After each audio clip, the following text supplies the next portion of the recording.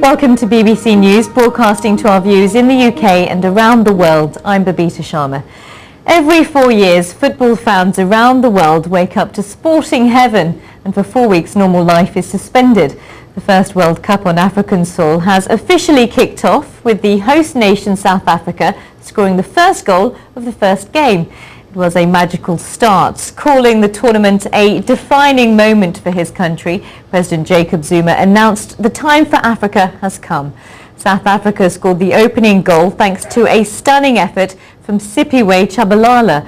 Mexico equalised 12 minutes from time with a strike from Rafael Marquez. And the second World Cup game saw a goalless draw between France and Uruguay.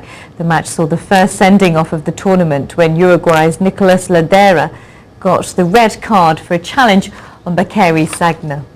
Well, World Cup fever has gripped the people of South Africa. Andrew Harding has been in Soweto and reports on the excitement there.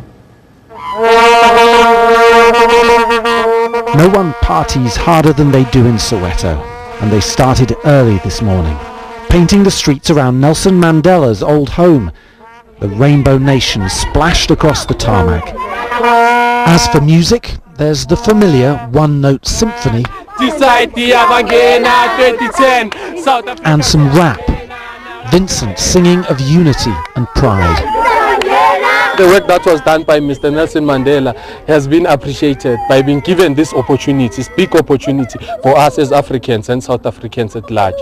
And it'll change how the world sees your country, you think? I believe so, I believe so. 1, 2, 3, 4, 5. Down the street, a World Cup dance lesson for some England fans, already bowled over by this country. I think 25,000 fans are going to come to South Africa and they're going to return to England as ambassadors for South Africa. This is such a joyful place, this is such a proud place, this is a place with a painful history that's learned to move on. This is one of the many free fan parks around Johannesburg. As you can see, people flooding in here, they're setting up barbecues, they're blowing their vuvuzelas. The atmosphere incredibly relaxed, very excited and very loud.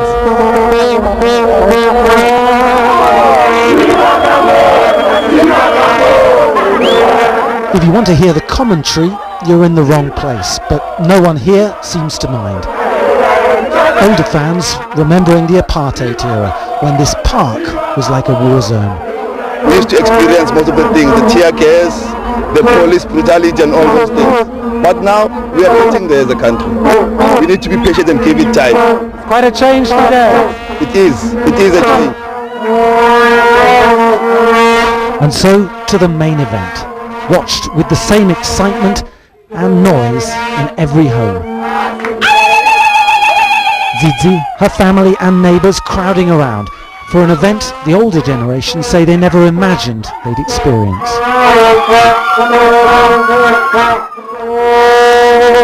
Outside, day's end and almost the dream result. Still, a day for the history books, a delirious, defining moment for a Rainbow Nation. Andrew Harding, BBC News, Soweto.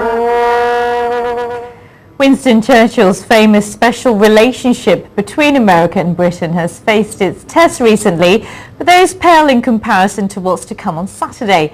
That's when the US and England play each other at the World Cup, and for 90 minutes any feelings of goodwill will be forgotten. The BBC's James Pearce is in Rustenburg, where the match will be played.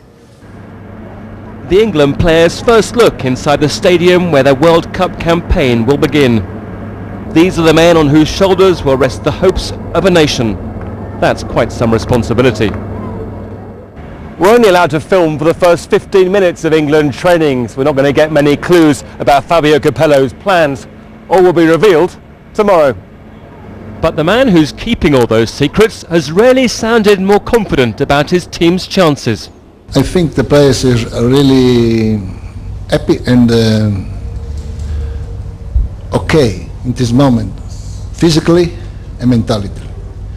The mind is really focused in this game that we have to play, and we are sure that we go forward in this competition.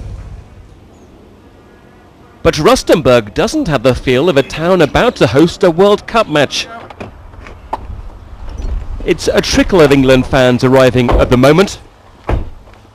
The rush will come tomorrow. Not bad, this, is it? I'm putting this up.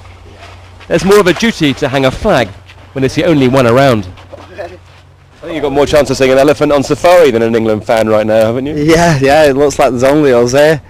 There's a baboon round the corner, we've just seen.